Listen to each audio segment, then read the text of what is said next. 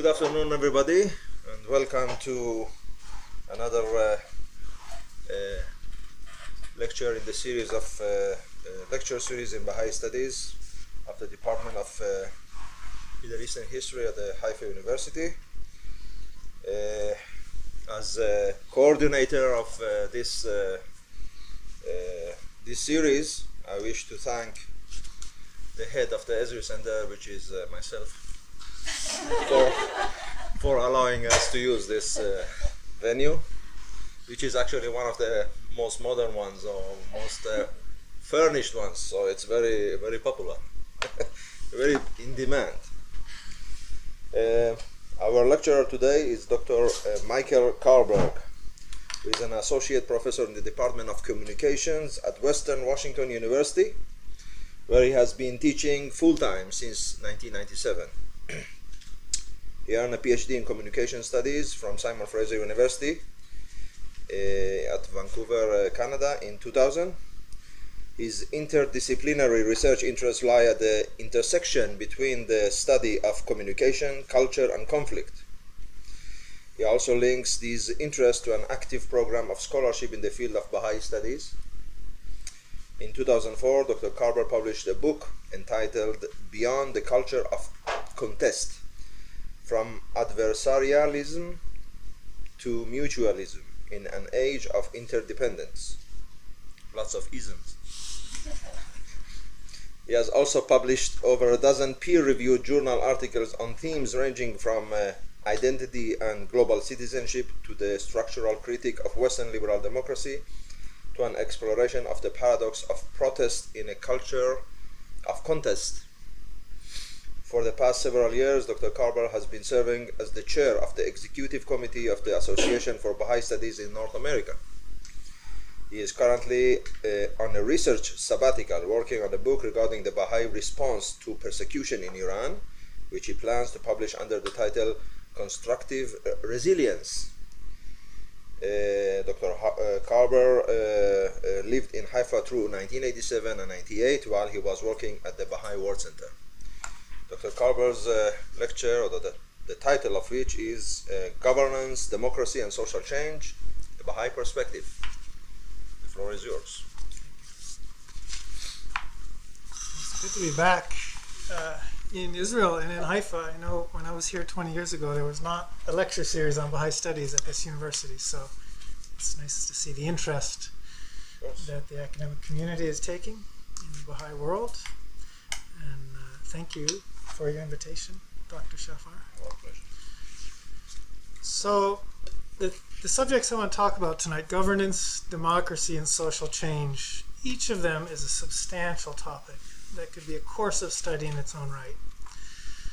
But I want to treat them all, kind of trace the broad outlines of Baha'i thought and practice in those three areas and show the interrelationships between them, which is why I want to kind of bring them together, because it's easy to look at them in isolation.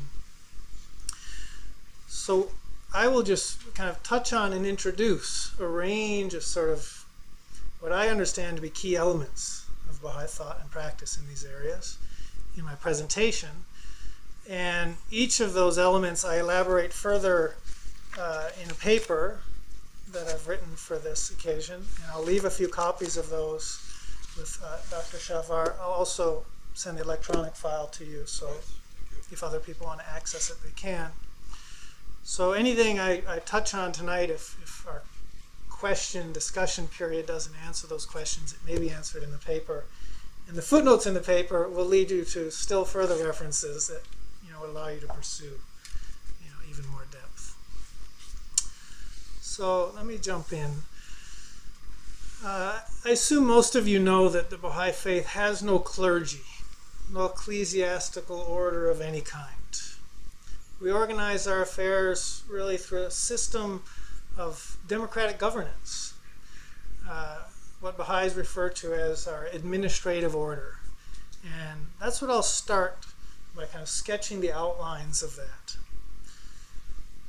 The Baha'i administrative order, broadly speaking, has two different arms. There's an elected arm and an appointed arm, each of which I'll describe in a little bit of detail. But first, The entire system rests on an institution that Baha'is refer to as the Covenant of Baha'u'llah. It's very important to understand a little bit about what that means in order to understand the system of governance itself. The covenant for Baha'is refers to an agreement that all Baha'is enter into when they embrace this faith. And in essence, it's an agreement regarding where the center of authority lies after the passing of the founder of the Baha'i faith, Baha'u'llah. So after Baha'u'llah's passing, he appointed in writing his eldest son, Abdu'l-Baha, as the center of guidance and authority for the community.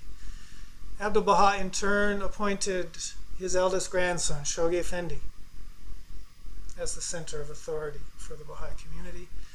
And following the passing of Shoghi Effendi, the Baha'is elected the Universal House of Justice in conformity with the guidance of Shoghi Effendi, Abdu'l-Baha, and Baha'u'llah, which is now the permanent center of guidance and authority. So this unbroken line of authority has ensured the unity of the Baha'i community for over 150 years and will into the future, we expect. But most relevant to what I'm saying tonight, every aspect of Baha'i governance, the system Baha'is are building, derives from the explicit writings of Baha'u'llah or one of the three successive covenantal sources of authority. So that's the bedrock institution, you might say, that Baha'i governance rests on. So let me start then with the elected arm of Baha'i governance. Baha'is have elected institutions that function at the local, national, and international levels. At the local level, we have what we currently refer to as local spiritual assemblies. And there are, at this time, elected local assemblies in about 10,000 localities all around the world. Each local assembly consists of 9 members, and their function is essentially, to govern the affairs of the Baha'i community in their locality. Now, I want to point out that of these 10,000 elected assemblies that currently exist, their capacity varies widely. Some of them, in all honesty, are barely able to hold a single meeting in a given year and figure out, whose home it's going to be in. Others meet occasionally and struggle to administer the affairs of small, growing communities. But some local assemblies meet frequently and very efficiently and administer and guide, the activities of large, complex, growing communities. So there's a continuum of capacity on these institutions right now. It's also worth pointing out that in many countries, such as Iran, which I know some of you are interested in your studies, in many countries, the Baha'i administrative system has provided the first experience with participatory democratic self-governance in those countries. So that's the local level. At the national level, Baha'is elect what we currently refer to as national spiritual assemblies. Again, there are 9 members on each, and there are currently 179 national assemblies elected in countries and territories around the world. Some are not even a decade old. For instance, most of the former states of the Soviet Union have only recently formed national assemblies. Latvia and Lithuania are the youngest, having been elected in 1999. Some of them stretch back almost a century, such as in the United States and Canada. And some have yet to be formed. There are many countries without national assemblies as a result of legal and other prohibitions on the faith in various countries, largely in parts of the Middle East and some parts of the Far East. And it's also worth noting in some countries, such as Iran, previously formed national assemblies have been forcibly disbanded. And in that case, its members executed on several occasions So again, there's a wide range of experience, a sort of continuum in terms of where these assemblies are at. Some are just learning to function, have minimal resources at their disposal, and sometimes operate in the face of external suspicion and hostility.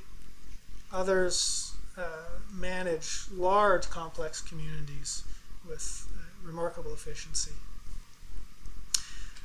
Then there's the international governing body, which most of you, I'm sure, recognize its seat here in Haifa, the Universal House of Justice.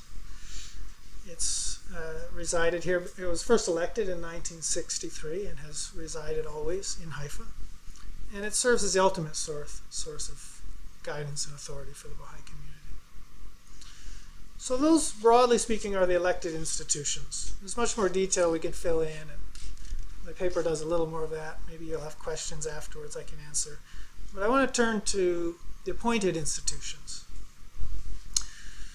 The most significant appointed institution of the administrative order actually is an institution called the guardianship, which is what Shoghi Effendi occupied as the center of covenantal authority from 1921 until 1957, at which time he passed away. During that period, which preceded the election of the Universal House of Justice, the Guardian was the governing institution for the entire Baha'i world.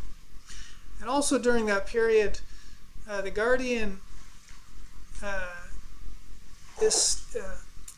interpreted and elaborated many of the form and functions, really, of the Baha'i administrative system that we're now building. So Shoghi Effendi, the Guardian, left a permanent trace on the functioning of the Baha'i administrative order.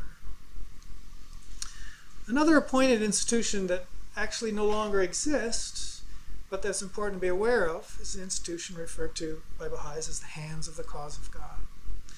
These were individuals that were appointed first by Baha'u'llah, then by Abdul Baha, and then by Shoghi Effendi, whose purpose was to assist and support the propagation and protection of the early Baha'i community. They had no legislative, executive, or judicial authority, and neither were they a clergy of any form. They exerted their influence in more subtle ways, through the power of example and encouragement, through the offering of advice and inspiration, and through the accumulation of learning and the sharing of that with the Baha'i community.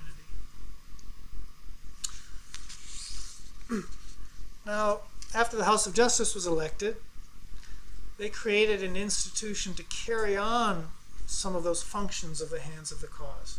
That institution is known as the Institution of the Counselors. It was formed in 1968. It still exists and will continue to exist for many years to come. These are individuals appointed by the House of Justice whose responsibilities include, for instance, providing analysis, recommendations, and advice to elected Baha'i institutions. So they have a very close relationship here, the appointed arm and the elected arm.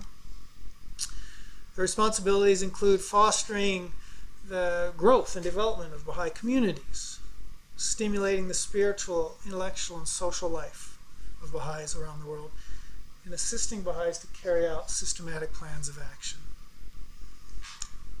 The institution is structured in this way. 9 members are appointed to what we call the International Teaching Center, which also resides in Haifa. If you're driving up Golom Avenue, you're looking at the seat of the House of Justice on the left and the International Teaching Center, the seat of that institution, on the right. These 9 members function really as a corporate body that provides information and analysis directly to the House of Justice. They also support and guide the activities of members of the Institution of the Counselors around the world. There are 81 counselor members who serve on continental boards of counselors in every part of the world. And those members, in turn, have an appointed auxiliary board of, right now, 990 auxiliary board members that kind of support and assist in their work.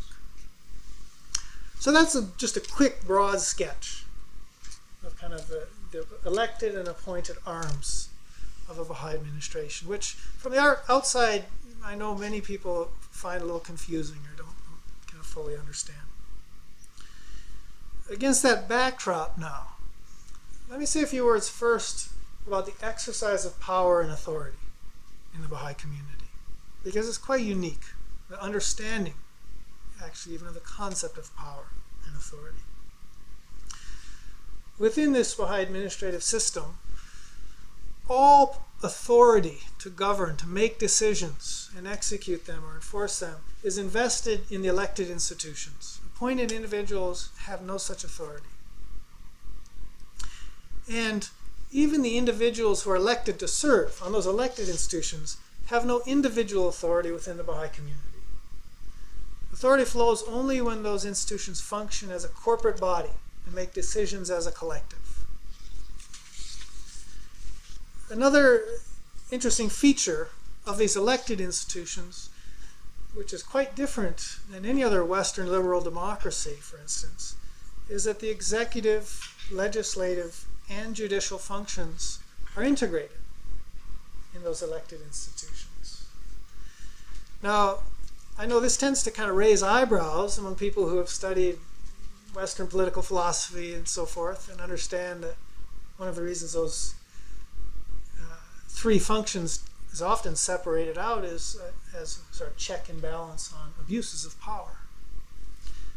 And Baha'is recognize the remarkable historical accomplishment of Western liberal democracy and the way that those functions have served on a check against the worst abuses of power. But Baha'is also believe that the challenges facing humanity in this day require a much higher level of coordination than any existing system of government permits. Those checks and balances on power also, in other ways, serve to undermine coordinated governance. So, abuses of power in the Baha'i community are prevented in other ways.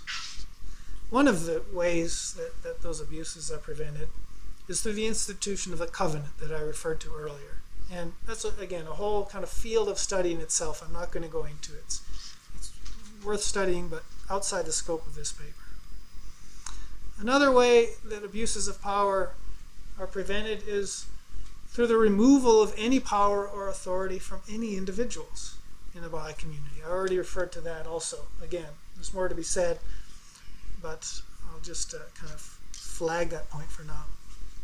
But there are two other ways that I do want to elaborate on by which power and authority are, their abuse is prevented. And those are the Baha'i electoral system and the Baha'i decision-making process. So I'll touch on each of those in turn. Baha'is have a unique electoral system that is democratic, but entirely nonpartisan. And even more fundamentally, it's entirely non-competitive. This tends to be a hard thing for people, at least in my country, and I think in most Western countries, to understand. How can you have democracy without competitive elections?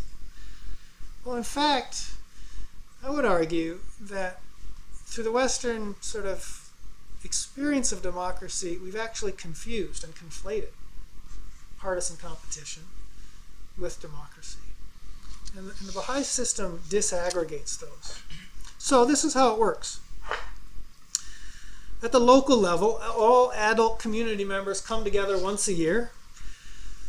Every member has a responsibility to vote, a duty to serve if voted for. So sort of the twin duties of citizenship, you might say. And every adult member is eligible to be voted for. So there's no nominations, no campaigning. All forms of soliciting votes are prohibited. Voters are guided only by their own conscience. And in a prayerful atmosphere, through secret ballot, they write down the names, 9 names of those individuals in their community who they believe have the spiritual qualities and the mature experience to serve the community. They also, in voting, keep in mind the diversity of the elected body in order to maximize that diversity. And through that simple process, all the votes are added up. Those 9 members who are named the most times are essentially tapped on the shoulder and asked to serve the community, whether they want to or not. And generally speaking, I can tell you this is not something that's sought out, because it truly is. It's not a pathway to privilege or power. It's a call to service and sacrifice. It's a sacrifice of one's time and energy, often a sacrifice of one's career aspirations that a person never sought and agrees to only because it's a condition of citizenship, so to speak, within the community. So it's a very different way of thinking about public service. Now, elections of that nature occur annually on the local level and on the national level, which is yet another way by which, to kind of ease the concerns of Western political theorists, by which abuses of power and authority can be prevented, because elected bodies are replaced annually. Other ways that the prevention of these sorts of abuses occurs, as I've already referred to, is when individuals aren't seeking through a competitive process to have these positions, then they're much less vulnerable to be influenced by external players who want to influence the outcome through campaign financing and a whole range of other familiar patterns that we're all aware of, by which the electorate can influence the outcomes of their processes. So it occurs on an annual basis, locally and nationally. But in large local communities, a 2-stage process of the same election is used, because the communities are too large reasonably for everyone to know one another and make informed decisions. So in those cases, community will be divided into smaller manageable units, and each of those units will elect a delegate. Those delegates will then elect, through the same process I just described, the local assembly. That's the same process that occurs on the national level as well. Election of delegates near the local level, the delegates then elect their national assemblies. But even at that level, the delegates are not confined to voting only for other delegates. All adult members of the community are eligible to be voted for, which is, in many ways, one could say, truly democratic, because it's true freedom of choice in casting ballots, right?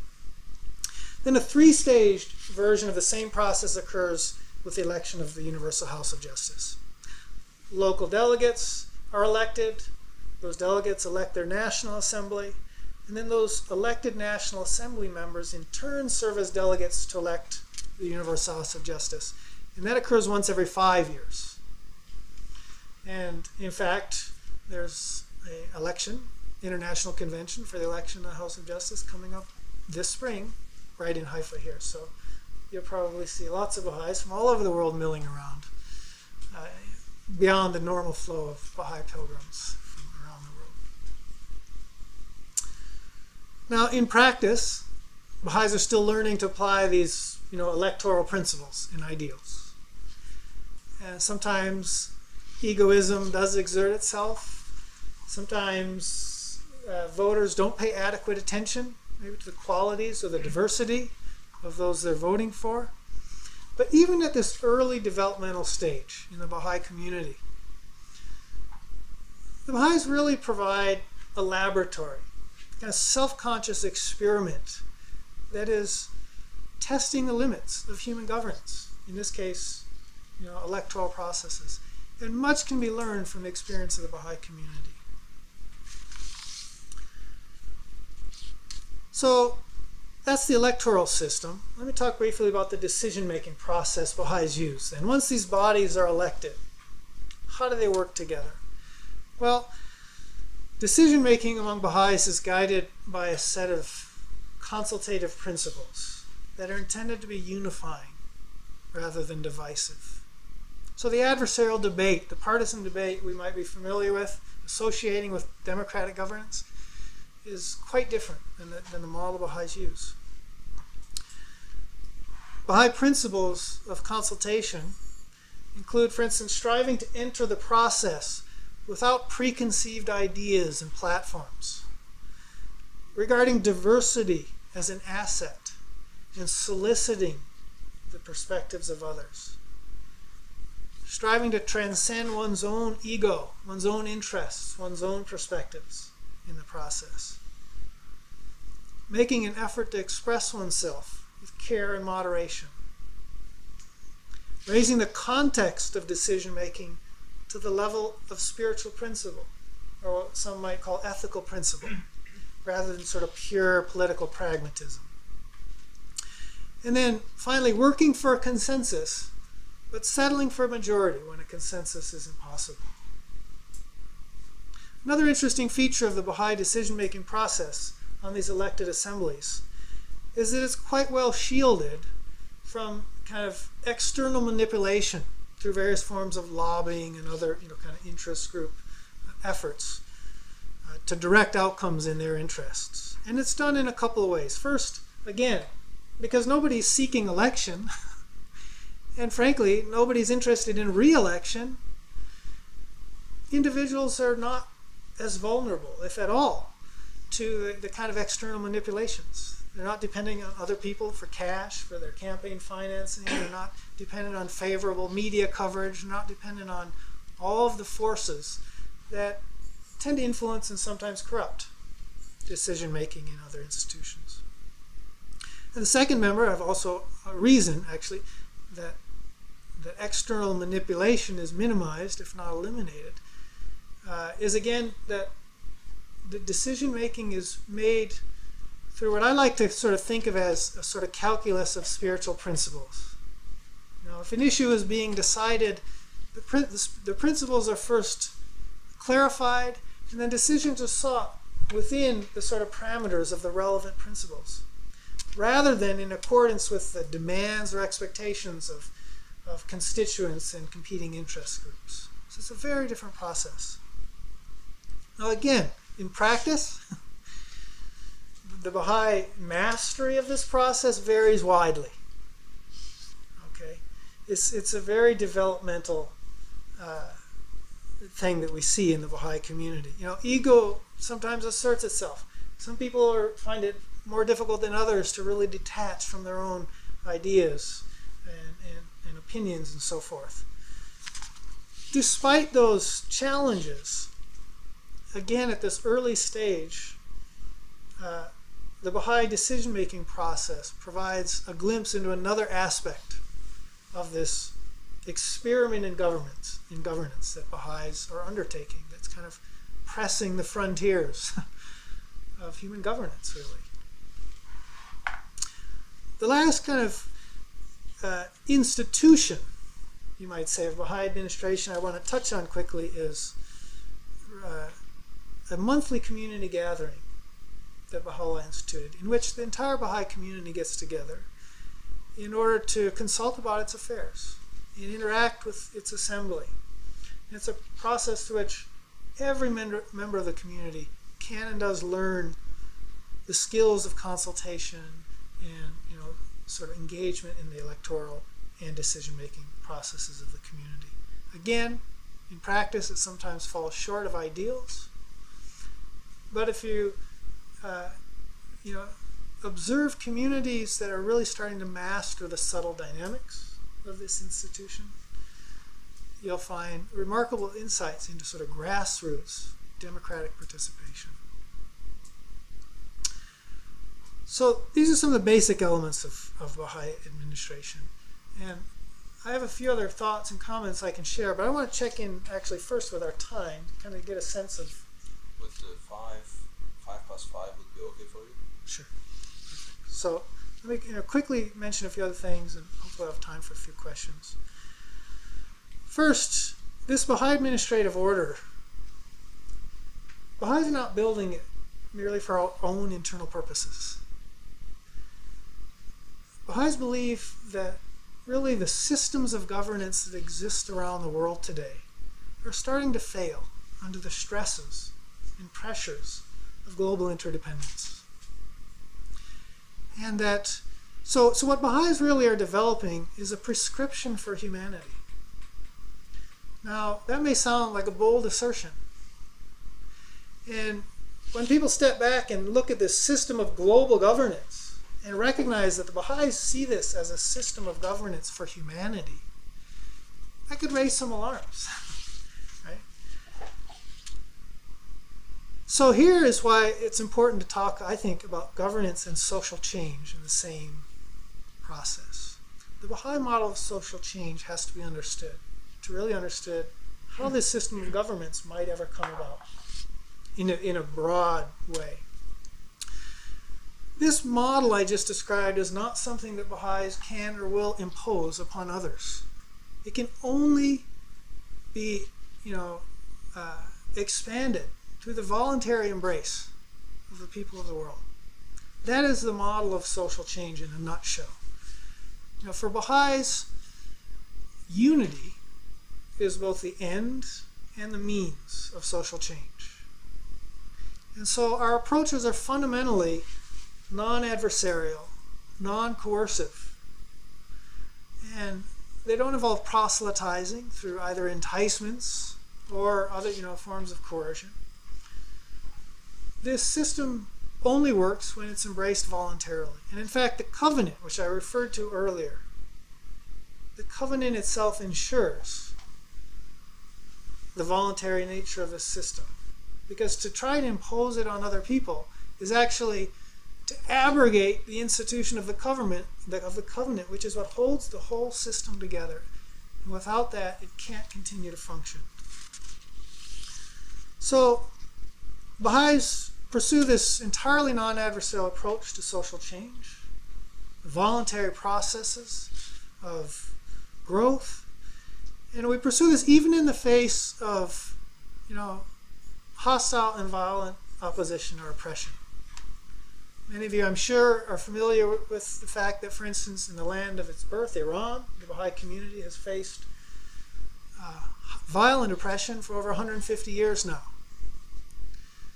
Throughout all of that time, Baha'is have maintained a principled, unifying, non-adversarial approach to social change, to the expansion of the Baha'i community, to the construction of its administrative order, and to the social and economic development, both of the Baha'i community and of the population around it. There's much more to be said about this. And there's more in the paper, and I've written more elsewhere. If you're interested, it's footnoted in the paper. But I bring this up merely to kind of point to the implications of this system of governance. That it's a staggering process that Baha'is are involved with. Staggering in its implications for humanity, as Baha'is understand it. That should raise questions, should raise concerns. And once one studies more deeply the Baha'i approach to implementing then this vision of Baha'u'llah, I think one's concerns can be allayed.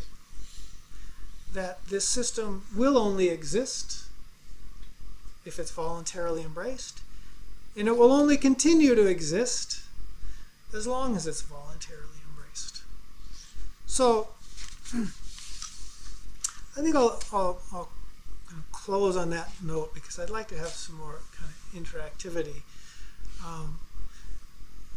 And I'll just close with a comment that I've mentioned already. The Baha'i community, as I understand it, and as a community understands itself, as the House of Justice writes, for instance, about the Baha'i community, is a social laboratory, a vast global experiment that really is trying to push the limits of how human beings relate to one another, how they organize their affairs, and how they govern one another. And it's a remarkable experiment that is, in many ways, its headquarters is right here in Haifa. And I know you've all become increasingly interested in looking at that experiment and seeing what it means. And so, I just end with to kind of further extend that invitation to kind of avail yourself of whatever can be learned, which Baha'is are happy to share with others. And I'll stop talking there and be happy to have comments or questions, which I may or may not be able to answer. I'll try my best, if there are any. Thank you very much, Michael, for very well constructed lecture. You outlined very clearly the main aspects of elections and the institution of the Baha'i World Center and the Baha'i religion. I was just thinking while you were describing this, I would say, kind of utopic. It's not actually utopic because you're actually practicing it, but utopic in outside the Baha'i world. But how far it is from what's going to be tomorrow in Iran, for example, for the parliamentary elections, which is always vetting these candidates and all these other things. That is going to be how far that is from your reality. So, any questions, please? Yes, please. I can bet, please. I would like to ask you, in which Arabic country the Baha'i sect have activity? Arabic country. Yeah, I understand your question. There are Baha'is in most Arabic countries. I'm not an expert. I'm not an expert in the kind of internal workings of the Baha'i communities in the Arab world, and I'm a little reluctant even to kind of share what little I do know, because it's a very precarious position the Baha'is are in many parts of the world. So I will say, for instance, in Egypt, which is maybe one of the most well-known and widely understood cases, the Baha'is have had a functioning Baha'i community there since the time of Baha'u'llah. And they continue to struggle. Right now, there's important cases before the courts related to the human rights of both Baha'is and many other groups in Egypt. So there are a lot of struggles. And that's what I can maybe say right now. If people have more specific questions about that, I would really have to refer those actually to the House of Justice here in Haifa, because of the delicate nature of the Baha'i community in many of those countries. I'm sorry I can't say much more.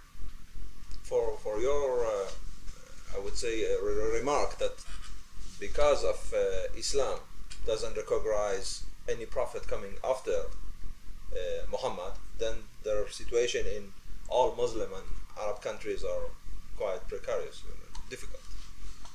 It is okay to say. Yeah, that's accurate. Yes, Professor Gilbar, please. Thank you very much for really illuminating presentation. Personally, I learned a lot from it. Really well structured.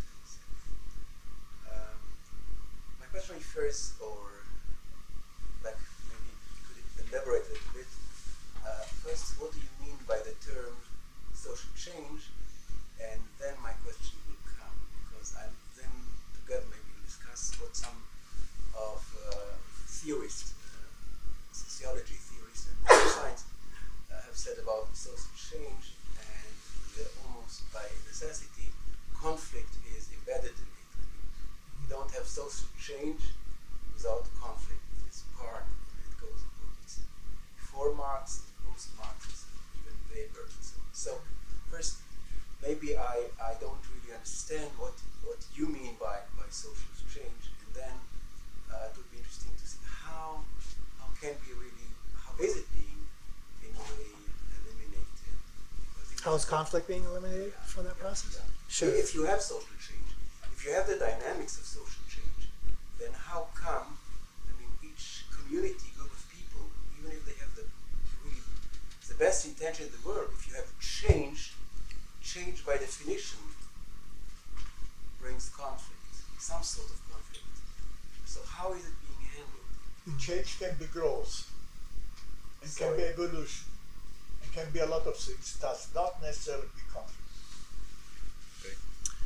So what I refer to, not practice, but to what we have in theory, political science theory, and in sociology.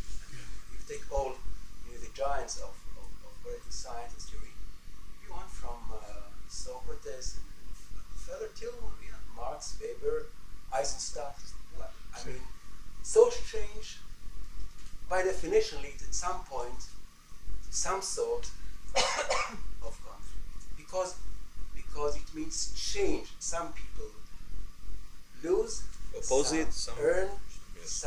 some are better off, some are less off. So kind of the dynamic of change. I mean, it's basic. I mean, you learn it first year political science. So, and I understand it does not exist in Baha'i communities.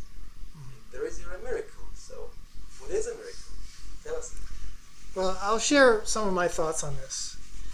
And I've written elsewhere about this topic. In this paper, actually, I elaborate more than what I've said just now to you, because there's not enough time while we're here together. And I accept that there is no tension, but I don't. Sure. I take it for granted. But the question is, how? And you mentioned it, but in passing, and if you can elaborate, how is it being done? Sure. So there are a number of ways, but the simplest way I've learned to describe the Baha'i model of social change, and these are my words, these are not, the words of covenantal primary texts, but I understand the Baha'i model of change in these terms, that it's about three things. One is construction. It's purely constructive. In other words, Baha'is are not interested in tearing down old systems that don't work. There are many oppressive systems in the world Baha'is are acutely aware of, and we suffer from oppressions from those, along with most of humanity. But Baha'is are not interested in tearing down oppressive systems. We're interested in building up new systems that are based on justice and that are sustainable. So first, it's a constructive approach. All of our energies are into building the new. Second, it's about attraction. So in other words, if we live in a world characterized by institutions that are either unjust or maybe just imperfect, depending on which institutions we're looking at, and people know that. The masses of humanity understand those injustices and those imperfections. But if you can, in the middle of that, construct a system that does work, that is just, and that is sustainable, and if you can show that it works, demonstrate its practicality, then what you can do is attract people to it. So I talk about first construction and then attraction as two elements of a Baha'i strategy of social change. And you can see neither of those are adversarial. And the third thing I think is in terms of is attrition. And let me say what I mean. This is sort of what happens to those other institutions that are not just, that are imperfect. A lot of social theorists, sociologists and others, think about social institutions as games. You know, games have rules, social institutions have rules, right? So social institutions like a game. And the institution only works if everyone agrees to play by the rules, to some extent, right? I mean, if you reject the rules, you opt out of the game. You're part of a different game. But if you want to be part of that institution, you agree to the rules. You play the game. So what Baha'is really are doing is, we're looking around at all the games that everyone else is playing. And we're saying, or not us, Baha'u'llah said, these games are not working. The games of our past, of our collective childhood, are not adequate to the needs of our future. And Baha'u'llah brought a new game with new rules. And he invited others to come and join that game. And others did. Some people did. Very few at first. But they started playing by those rules. And their experience attracted others. And their experience attracted others. From the time Baha'u'llah passed away, 150 years, that game, the Baha'i experience, has grown now to be a true microcosm of humanity in every country in the world. So, in the long run, now I'm talking about centuries now, Baha'is anticipate that as we construct institutions that work, now, and you all have to be the judge. You know, maybe in your opinion, our institutions don't work. That's a fair opinion. But assuming our institutions work, and assuming they attract more and more people over time, so they grow. Well, what happens to the old games? The old games eventually vanish through attrition, through people leaving them, leaving one game to participate in another. None of that process, the process of a construction, attraction, and attrition, involve conflict. None of them are adversarial, at least insofar as the Baha'i role. Now, it is fair to say, one could say they might invite conflict in the sense that other people might feel threatened by this new game and want to attack it. Yeah, this is from the outside. But that's from the outside.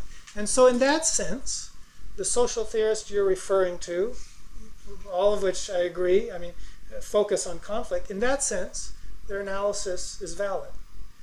This process can invite conflict, can invite opposition from the outside. In Iran, we see a lot of that, but other places too. And Baha'is anticipate more of that actually in other countries of the world in the future as the game gets bigger and bigger. More and more people are going to feel threatened by it.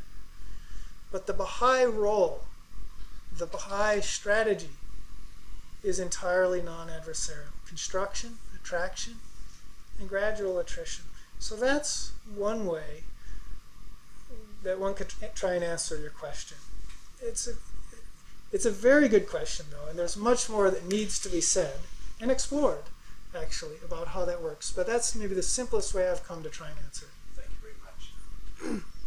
Yes, Dr. Mahmoudi. If I may just follow up on that, because you mentioned sociologists, and I'm, Sociologist. offended. No,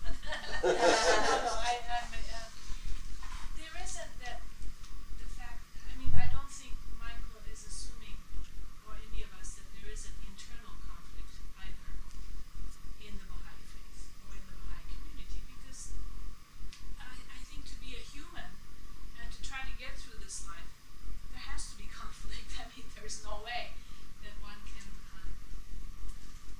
bypass that reality of life. And so there are times and ongoing issues in the Baha'i community within them. I'm not talking without, where conflict does arise. But again, in this system, there are approaches of how to deal with that and how to approach it. And I believe you touch on this in the paper in terms of people who don't adhere to the covenant. There are sanctions. There are laws and principles that we have to abide by, and if we don't internally, there are consequences. So it is a social change that's both within and without. And I would like to say that the challenging part in many instances is from within, because it requires such a mind's change and a new set of norms, if you will. And those norms are ones that have to be learned because they're so different. And it's not an easy process. I don't know if that explains it. But this is more of a Durkheimian, where he talks about the community and what holds it together and what destroys it.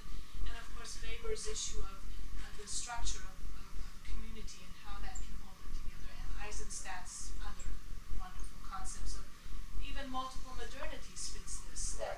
That there are elements within the Baha'i community that rebel against what's happening, and so they will change that. Sorry.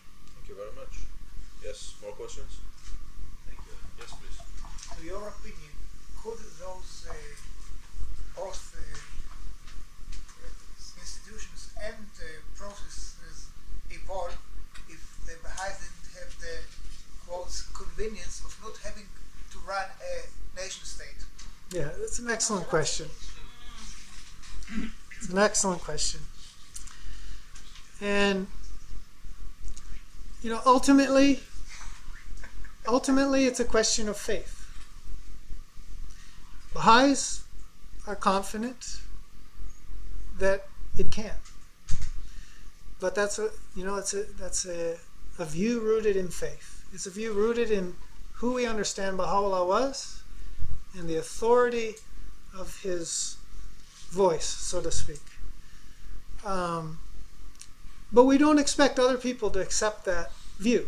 I mean, it can only be arrived at through a process of personal investigation and reflection and search on who Baha'u'llah was and what this community is and what are its prospects for assuming, the functions of state. So I would say another way of thinking about it is, Baha'u'llah has given us a hypothesis and told us to test it. He said, we know that existing institutions are not adequate to the challenges, or at least I tend to believe. I think that's an easy conclusion many of us arrive at because we see the dysfunction, in the world, the injustices in the world around us. So let's assume we know that existing systems don't work that well. Here's a hypothesis to test. Will this system work? That's what Baha'is are doing. We're testing a hypothesis. It's on a vast scale, right? And what's that? And it works.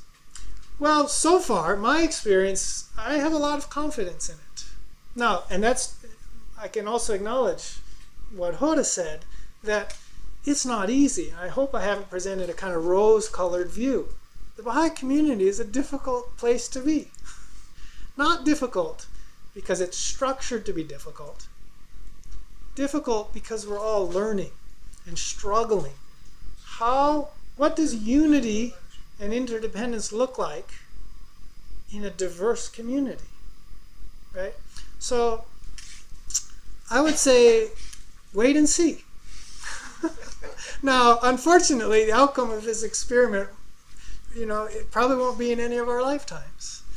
So we're contributing to, you could say, a scientific experiment that our distant ancestors will find the results of. I think the good news is, though, that if the experiment turns out not to work, just to assume the kind of position of a skeptic for the moment, that it can be abandoned at any time. Because it only works as long as it's voluntarily embraced. So there's a escape route for humanity, if you want to think of it that way. I don't know who's next. Yes, sir. I'm studying elites in the Middle East. This was, of course, fascinating because in a way it's breaking Michael's iron law of oligarchy. It's hard to think. As I understand it, maybe you could elaborate about this. There is no elites in the Baha'i community. You'll need to translate elites. Elites. Oh, elites. I'm sorry. I just didn't hear the accent. Okay, elites. Most Yes. Yeah. Go ahead. And maybe this is one question: how we define it in this community, if there is, and maybe you can elaborate about the change. Maybe it's critical for this question from Shubi Effendi to the laws of justice. This transition, maybe how it happened, in what ways, maybe we can assume this. Okay. Well, I'll try and address some aspects of those questions very briefly. The question of are there elites in the Baha'i community, of course, depends on how we define elites. There is rank in the Baha'i community. I mean, Baha'u'llah, ultimately, we consider a manifestation of God. And Abdul Baha, we consider a very unique individual in history, the kind of mystery of God, this perfect example of what it means to be human for Baha'is. Shoghi Effendi was the guardian of the Baha'i faith for this period, and that was a very high rank, so to speak.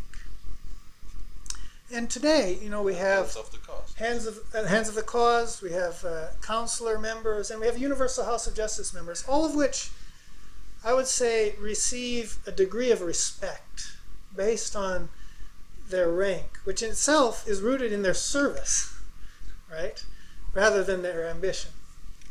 But that respect is different than the sort of privilege that we associate often with the term elites. Sort of power and privilege. So, when Mills writes about the power elite, that's not present in the Baha'i faith at all, in any form. So there's rank, there's respect, there's a degree of sort of reverence and deference even to individuals who have sort of served in great ways, served the cause. But it's very different. There's no material benefits associated with that at all. Actually, more duties. Just more sacrifice, really. When I was here as a gardener, I was here 20 years ago, I worked as a gardener in these beautiful gardens on Mount Carmel for 2 years. And I came here as a volunteer. I was provided room and board, a modest living allowance, and really that's it. Well, members of the House of Justice that are elected to this institution, all of whom have fascinating careers in interesting fields, doctors, professors, all real estate, people, all sorts of people that have been elected to this institution. Through no ambition of their own, they're tapped on the shoulder, told to serve on the House of Justice, asked to relocate their whole life, their whole family in another country in the middle of a war zone, right? Give up their careers, and they serve under the same conditions that I served under as a gardener, in effect. They're given room and board, a modest living allowance,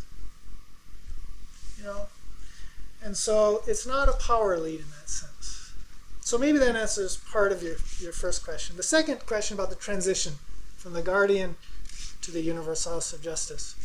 That's a huge, interesting historical topic that I can only say there was a time, maybe of what's most interesting, there was a time from when the Guardian passed away in 1957 to when the House of Justice was elected in 1963. In which there was no center of authority.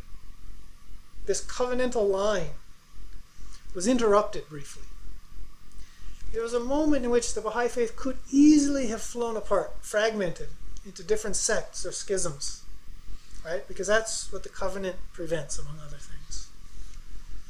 But the institution of the Hands of the Cause actually served as the sort of chief stewards of the Baha'i faith during that period. And all the Baha'i community, because of the reverence and respect they showed to the Hands of the Cause, they rallied around the Hands of the Cause and continued to essentially carry out the plans of action they were engaged with when the Guardian passed away, which culminated in their ability to elect the House of Justice in 1963. And with that election then, the sort of covenantal protection was reestablished, and it's permanent. And it's also, just historically, it's also of a very different nature, of course, now. Rather than an individual, appointed source of authority, it's now this elected institution. So it's of a very different nature, and it serves slightly different functions. But ultimately, it protects and preserves the faith in the same way. So maybe I answered a little of your question. This was actually a good test of some of the things that we worry about, as this administrative order is developing, because that group of hands after the passing of Shoghi Effendi could have just said, we will remain in power indefinitely. But they decided to adhere to the principles and the plan that Shoghi Effendi had left, which was to elect the House of Justice by 63. So it was a good experiment in that instance.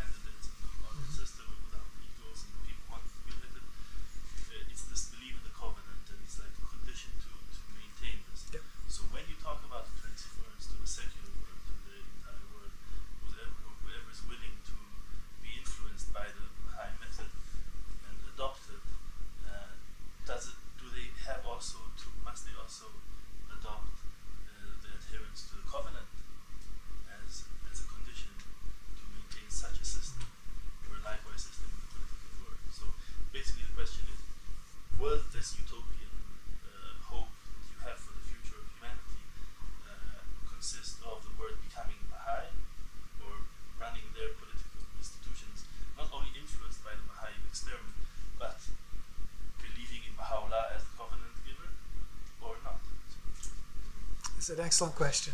And if you weren't asking these specific questions, I'd say you're all asleep, because these are the right questions you should be asking. Very important questions. I can give my sort of general understanding and invite you to study this further.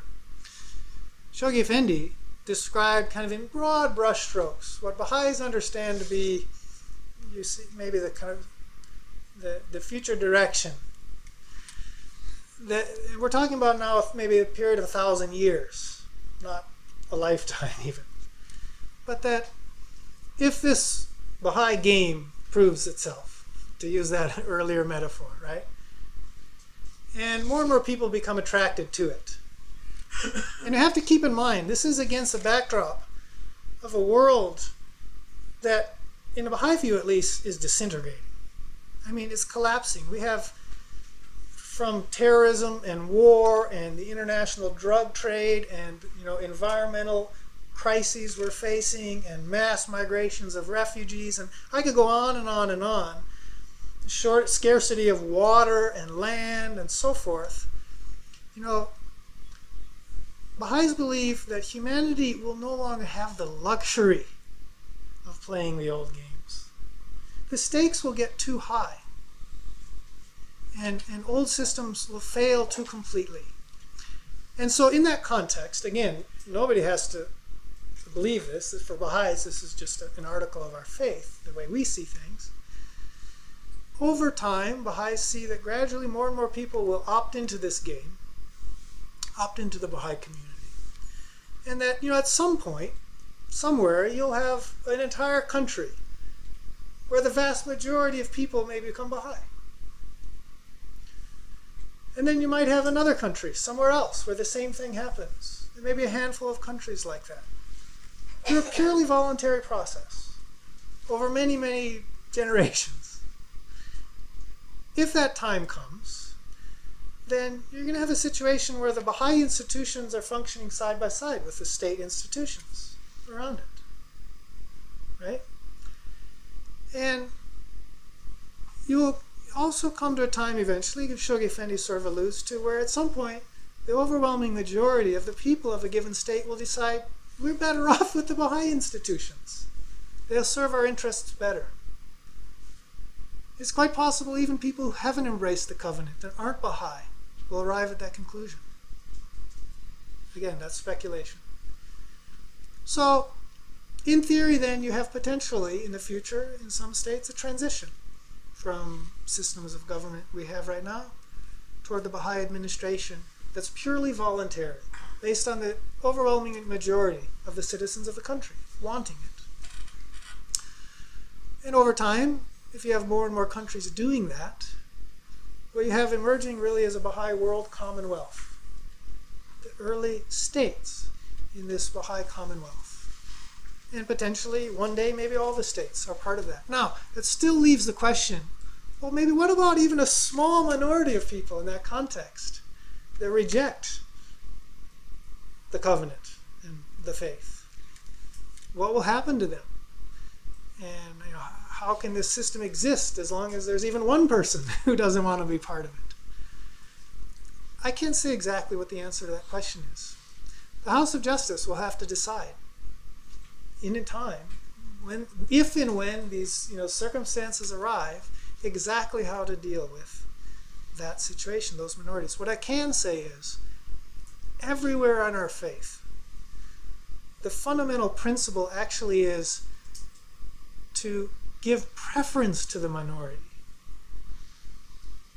So for instance, in a Baha'i election, if there's a tie for the 9th place, the same number of ballots cast between two different people, if one of those belongs to a minority group within the Baha'i community, they automatically receive that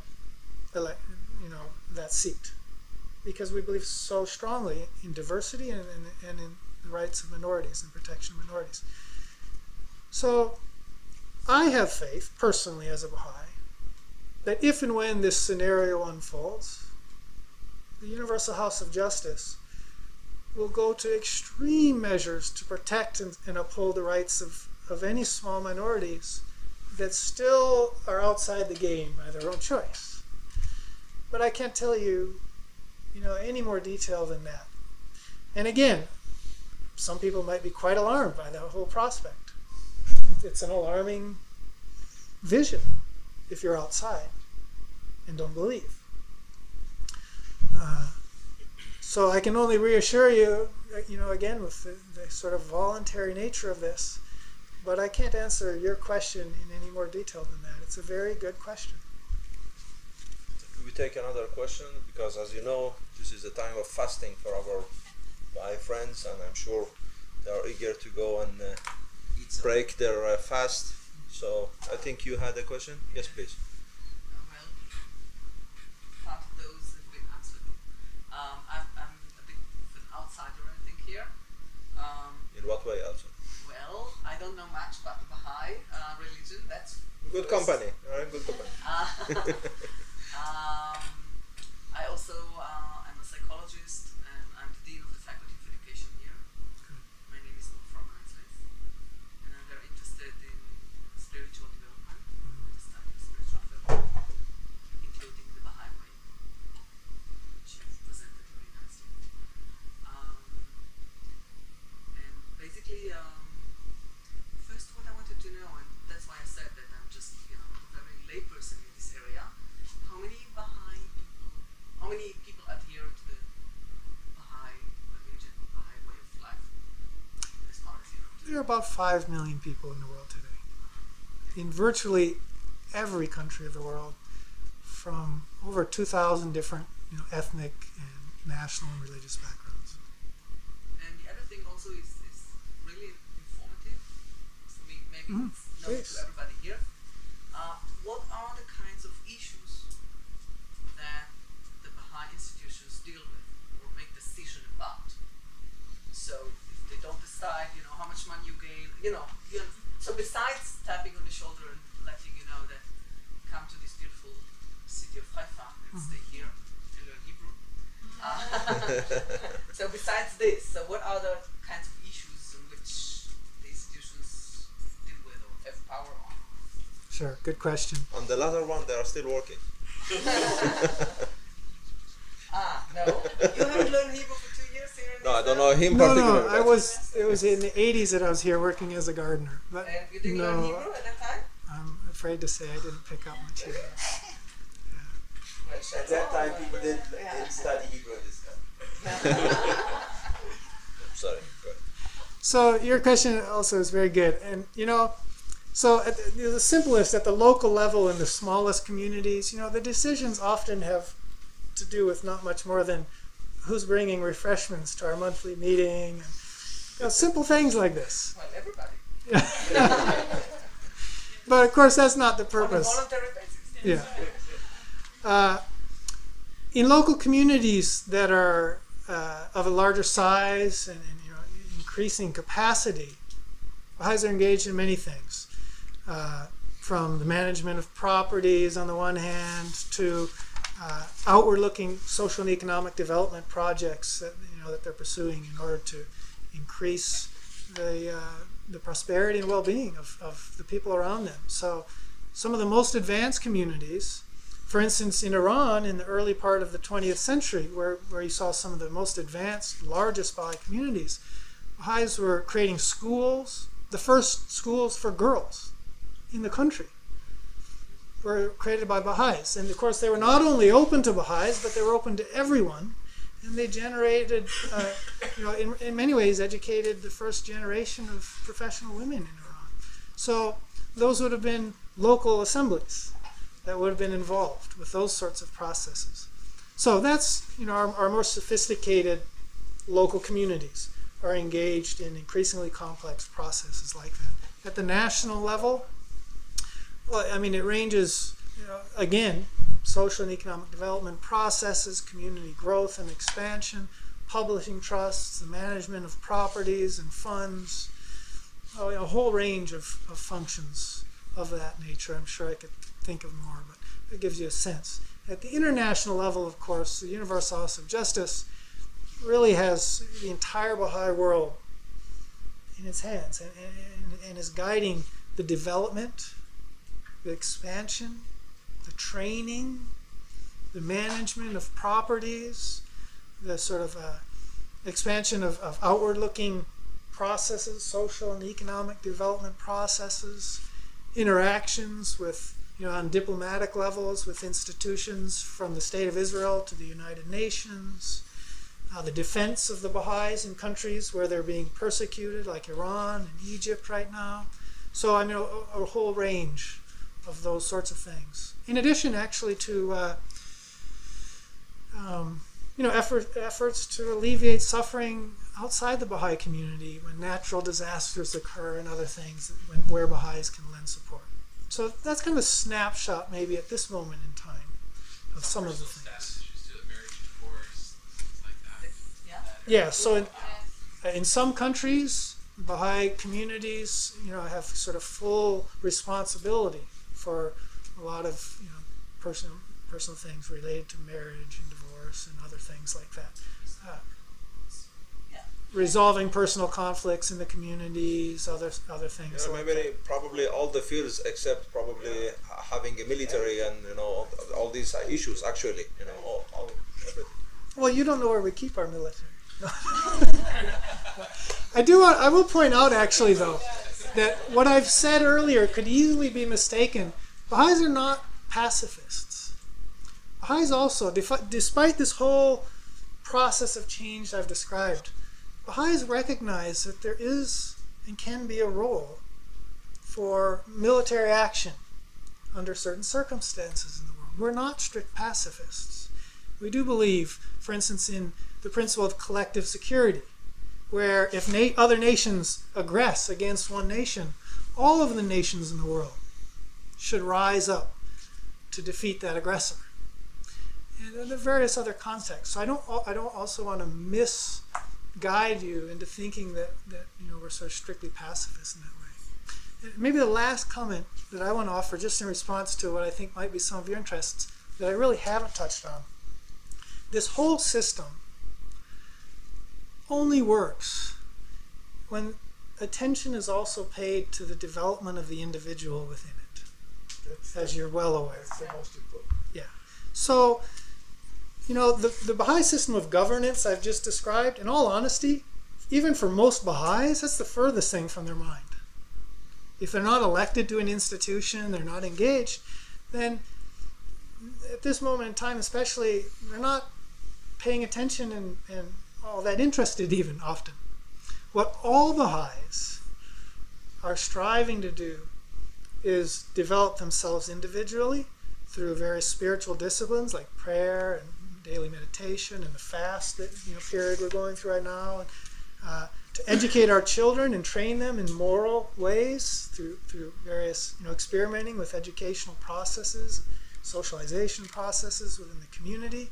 We're now building a worldwide training institute to also train Baha'is in specific skills, beyond, in addition to sort of qualities and attributes and attitudes, to develop certain skills. Well, right now those skills have more to do with, skills within the Baha'i community, the things that the community needs to function. So how to teach a children's class. Education. That helps the moral development of our children.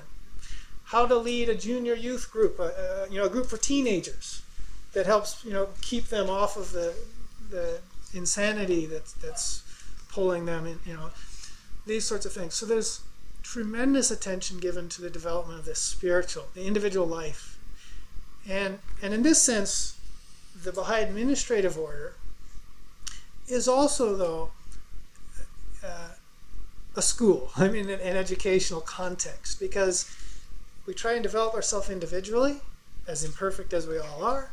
And believe me, Baha'is are not, the most perfect individuals you'll find. We're just normal human beings. We're striving to develop ourselves individually. When we're elected to these institutions or serving in various institutions, then you could say those individual qualities are tested at an even higher degree. And we're forced to try and refine them more.